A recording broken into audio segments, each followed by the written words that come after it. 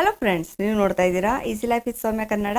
ಇವತ್ತು ನಾವು ತುಂಬಾ ರುಚಿಯಾಗಿ ಮೃದುವಾಗಿ ಸ್ವೀಟ್ ಪಡ್ಡು ರೆಸಿಪಿ ಮಾಡ್ತೀವಿ. ಇದನ್ನು ಮಾಡೋದು ತುಂಬಾ ಸುಲಭ. ಕೆಲವೇ ಪದಾರ್ಥಗಳಿಂದ ತುಂಬಾ ಈಸಿಯಾಗಿ ಇದನ್ನು ಮಾಡ್ಬೋದು. ಮನೇಲಿ ಚಿಕ್ಕ ಮಕ್ಕಳಿಂದ ಹಿಡಿದು ದೊಡ್ಡವ್ರ ತನಕ ಎಲ್ಲರಿಗೂ ಇದು ಇಷ್ಟ ಆಗುತ್ತೆ. ಇದನ್ನು ಬೆಳಗಿನ ತಿಂಡಿಗೆ, ಸ್ನ್ಯಾಕ್ಸ್ಗೆ, ಲಂಚ್ ಬಾಕ್ಸ್ಗೆಲ್ಲ ಮಾಡ್ಕೊಡ್ಬೋದು. ಅಥವಾ ಗೆಸ್ಟ್ ಬಂದಾಗಲೂ ಇದನ್ನ ದಿಢೀರಾಗಿ ಮಾಡ್ಕೊಡ್ಬೋದು. ಹಾಗಾದರೆ ಬನ್ನಿ ವಿಡಿಯೋ ಸ್ಟಾರ್ಟ್ ಮಾಡೋಣ. ಮೊದಲಿಗೆ ಒಂದು ಮಿಕ್ಸರ್ ಜಾರ್ ತೊಗೊಂಡಿದ್ದೀನಿ. ಜೊತೆಗೆ ಒಂದು ಮೀಡಿಯಂ ಸೈಜ್ ಬಾಳೆಹಣ್ಣು ತೊಗೊಂಡಿದ್ದೀನಿ. ಫುಲ್ ಹಣ್ಣಾಗಿರೋ ಬಾಳೆಹಣ್ಣು ತೊಗೊಂಡಿದ್ದೀನಿ.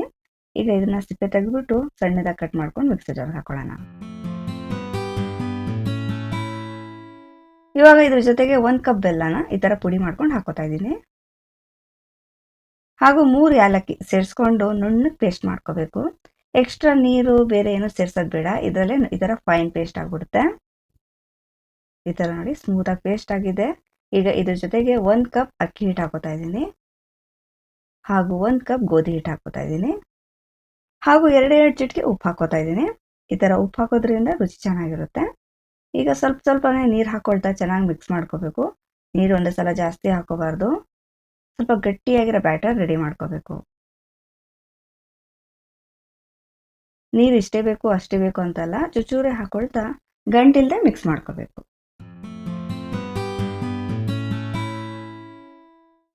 ಇವಾಗ ಬ್ಯಾಟರ್ ರೆಡಿ ಆಗಿದೆ. ಇದ್ರ ಟೆಕ್ಸ್ಚರ್ ನೋಡಿ, ತುಂಬ ತೆಳ್ಳನೂ ಇಲ್ಲ, ತುಂಬ ಗಟ್ಟಿನೂ ಇಲ್ಲ. ಈ ಥರ ಇರಬೇಕು. ಈಗ ಇದಕ್ಕೆ 2 ಸ್ಪೂನ್ ಅಷ್ಟು ತುಪ್ಪ ಹಾಕೋತಾ ಇದ್ದೀನಿ. 2 ಸ್ಪೂನ್ ತುಪ್ಪ ಸಾಕು.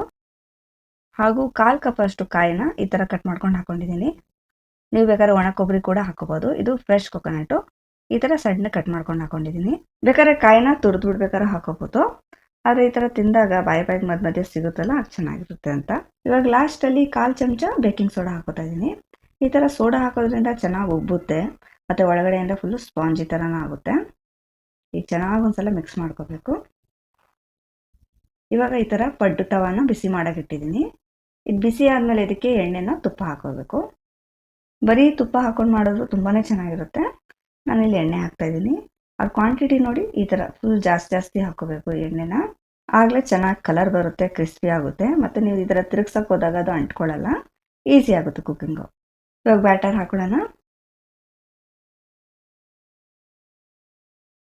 ಬ್ಯಾಟರ್ ಹಾಕಿದ್ಮೇಲೆ ಮೀಡಿಯಂ ಫ್ಲೇಮಲ್ಲಿ ಇದನ್ನ 2 ನಿಮಿಷ ಒಂದು ಸೈಡ್ ಕುಕ್ ಮಾಡ್ಕೋಬೇಕು.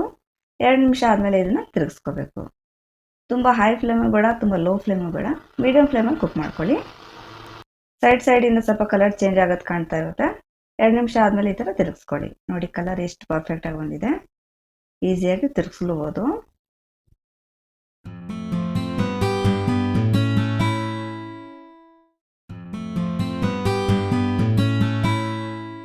ಈ ಥರ ಎಲ್ಲನೂ ತಿರುಗಿಸಾದ್ಮೇಲೆ ಮತ್ತೆ ಎಣ್ಣೆನ ತುಪ್ಪನ ಮೇಲಿಂದ ಹಾಕ್ಕೊಂಡು ಮತ್ತೆ 2 ನಿಮಿಷ ಕುಕ್ ಮಾಡ್ಕೋಬೇಕು. ಜಾಸ್ತಿ ಟೈಮ್ ತಗೊಳ್ಳಲ್ಲ. 2 ಸೈಡು 2 ನಿಮಿಷ ಬೇಯಿಸ್ಕೊಂಡ್ರೆ ಸಾಕು. ಇವಾಗ ನೋಡಿ 2 ಸೈಡು ಚೆನ್ನಾಗಿ ಕುಕ್ ಆಗಿದೆ ಮತ್ತು ಕಲರ್ ನೋಡಿ ಎಷ್ಟು ಪರ್ಫೆಕ್ಟಾಗಿ ಬಂದಿದೆ. ಈಗ ತುಂಬಾ ಮೃದುವಾಗಿ, ತುಂಬಾ ರುಚಿಯಾಗಿ ಇನ್ಸ್ಟೆಂಟ್ ಪಡ್ಡು ರೆಡಿಯಾಗಿದೆ. ಮುರಿದು ತೋರಿಸ್ತೀನಿ ನೋಡಿ, ಒಳಗಡೆಯಿಂದ ಎಷ್ಟು ಸಾಫ್ಟಾಗಿ ಆಗಿದೆ. ಮತ್ತು ಇದು ತುಂಬಾ ಜಾಸ್ತಿ ಸ್ವೀಟ್ ಇರಲ್ಲ, ಸ್ವಲ್ಪ ಮೀಡಿಯಂ ಸ್ವೀಟಲ್ಲೇ ಮಾಡಿದ್ದೀನಿ. ನಿಮ್ಗೆ ಜಾಸ್ತಿ ಸ್ವೀಟ್ ಬೇಕು ಅಂದರೆ ಬೆಲ್ಲನ ಸ್ವಲ್ಪ ಜಾಸ್ತಿ ಕ್ವಾಂಟಿಟಿಲಿ ಹಾಕ್ಕೊಳ್ಳಿ. ಇವತ್ತಿನ ವಿಡಿಯೋ ನಿಮ್ಗೆ ಇಷ್ಟ ಆದರೆ ಪ್ಲೀಸ್ ನನ್ನ ಚಾನೆಲ್ನ ಸಬ್ಸ್ಕ್ರೈಬ್ ಮಾಡ್ಕೊಳ್ಳಿ, ವಿಡಿಯೋನ ಲೈಕ್ ಮಾಡಿ. Thank you for watching.